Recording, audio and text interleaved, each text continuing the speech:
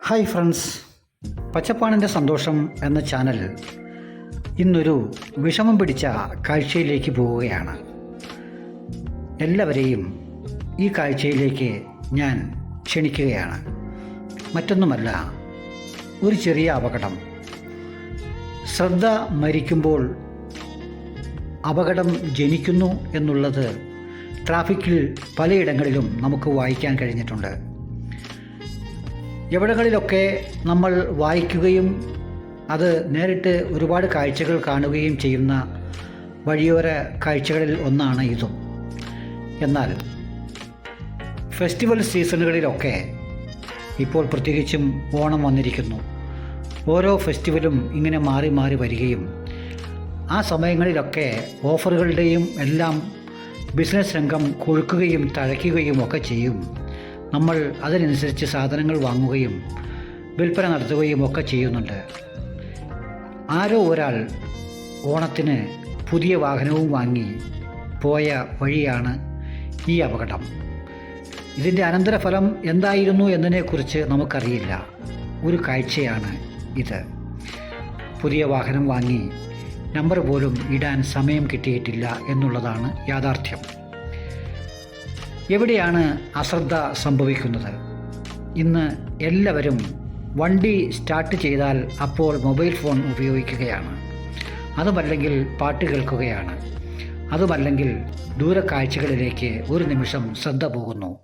തന്നെയുമല്ല, മയക്കുമരുന്നിനും മദ്യത്തിനും അടിമയുമാകുന്നു. വാഹനങ്ങൾ ഓടിക്കുമ്പോൾ ഇത്തരം കാര്യങ്ങളിൽ നിന്ന് എന്തുകൊണ്ടാണ് നമ്മൾ പിന്തിരിയാത്തത്? എത്രമാത്രം അനുഭവങ്ങളും അനുഭവ സമ്പത്തുകളും നമ്മളുടെ മുമ്പിൽ നമ്മൾക്ക് വന്നുപെട്ടാലും നമ്മളത് വീണ്ടും ആവർത്തിക്കുന്നു.